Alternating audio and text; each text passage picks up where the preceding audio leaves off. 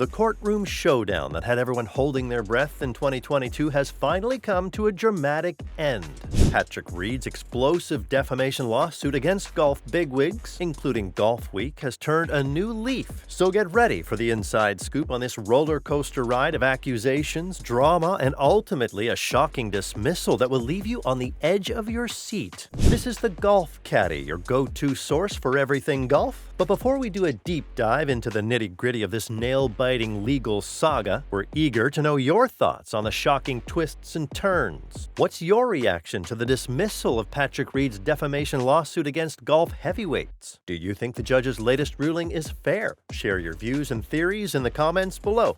On January 5th, 2024, the court dropped a bombshell on the golfer, slamming him with an order to cough up the cash to the very journalists and news outlets he dragged into a legal storm over alleged defamation. A U.S. federal judge in Jacksonville, Florida, declared Reed's lawsuit as nothing more than a weak attempt to muzzle free speech. But to truly understand how messy this drama was, we have to travel back to August 2022 when news broke that Patrick Reed was suing the Golf Channel and network personality brand 𝗚𝗍𝗍𝗆 for defamation, seeking $750 million in damages.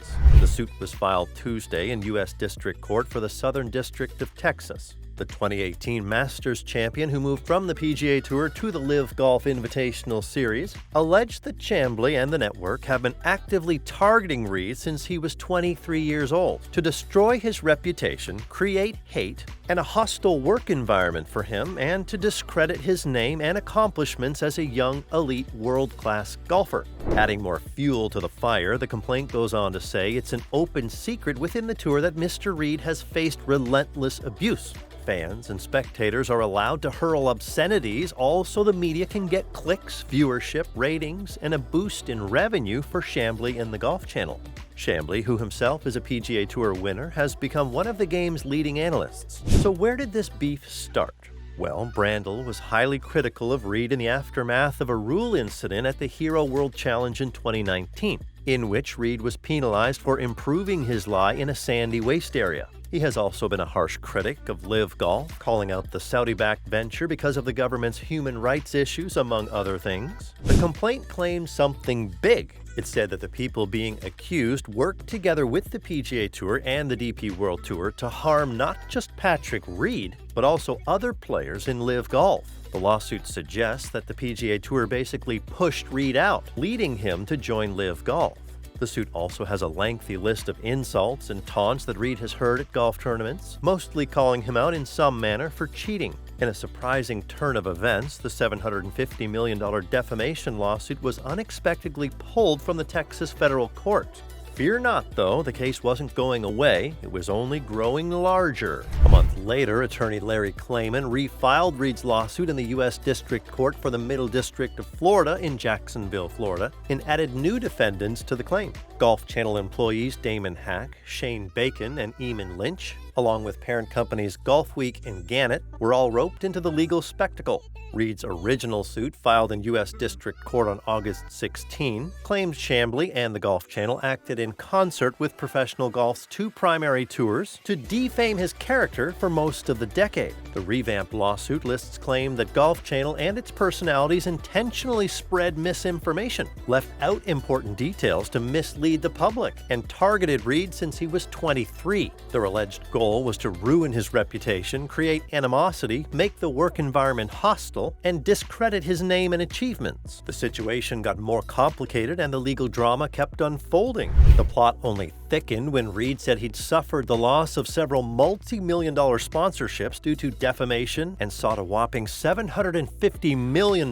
in actual and compensatory damages. Fast forward to November 2022 and a bombshell dropped. Patrick's $750 million defamation suit, which was initially filed in Texas and later refiled in Florida, has been officially dismissed. 𝗚𝗍𝗍𝗆, Reed's attorney at the time, wasn't too happy about the news and went on record to say that the PGA Tour and its partner, NBC's Golf Channel, were trying to destroy a top LIV Golf Tour player and his family, along with all LIV Golf players, all in a plot to advance their agenda. They were trying to create a hostile workplace environment and caused financial and emotional damage to Mr. Reed and his family. In the meantime, though, the golfer's legal team was picking fights left, right, and center. In January 2023, things got heated during a talk on CNN. The host, Jack Tapper, and longtime announcer Bob Costas were deep into discussing the PGA Tour and Live Golf court battle.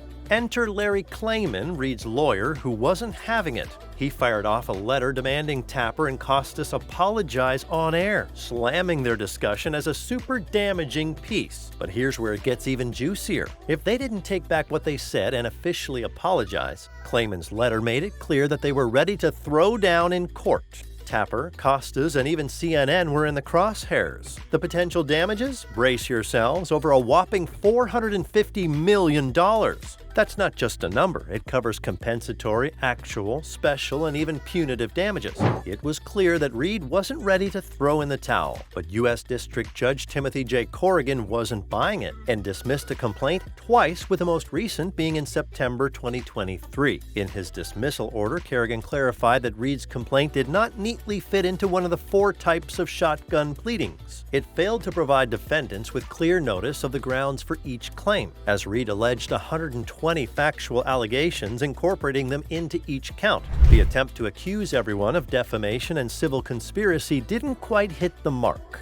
Why? Because these allegations need different sets of facts, and Reed's legal strategy missed that crucial detail. That's a knockout punch to each defamation claim. He filed a notice of appeal and challenged the judge's decision, arguing that the dismissal was a mistake. Patrick believed he should have had the chance to fix things by amending his complaint and digging deeper into the case. The legal saga took another twist, and the courtroom battle raged on. But as the new year kicked off, the Jacksonville federal judge decided to put an end to the drama and ordered the pro golfer to pay news outlets, including Golf Channel commentator Brandel Chambly, their legal fees and costs associated with a defamation lawsuit the golfer filed that was twice dismissed. U.S. Middle District Court Judge Timothy Corrigan said, Reed does not meet the required pleading of actual malice to hold the press liable for defamation. While Reed may be frustrated at the negative media coverage he receives, some of which seems over the top, under Florida law and the First Amendment, Reed fails to bring actionable defamation claims, and his cases therefore must be dismissed. In his ruling, Corrigan emphasized that the defendants were simply exercising their constitutional right of free speech, especially in their coverage of Reed as a public figure. But if you thought this would be a setback for Patrick and his lawyer, then boy, do I have news for you.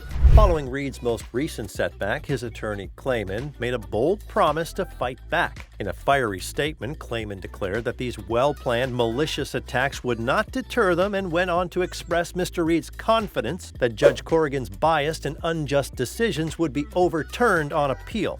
In a no-holds-barred stance, Klayman called out what he described as the deceitful and unethical fake news golf media, accusing them of being in cahoots with and reliant on the PGA Tour. He insisted that they must be held accountable for their heartless and malicious attempts to dismantle Mr. Reed, all to undermine Live Golf for their own gain. Brace yourselves, folks, because this battle is far from reaching its conclusion. So as we wrap up the twists and turns in Patrick Reed's legal journey and the thrilling golfing saga, we want to hear from you. What's your take on this courtroom showdown? Do you think Reed's legal moves make sense? Or do they seem like a swing and a miss? Share your thoughts in the comments below. One thing is for sure, Patrick Reed is going to make 2024 a very interesting year. If you're eager for more golf buzz, give that like button a tap, hit subscribe, and make sure you're front and center for all the upcoming action. Until next time.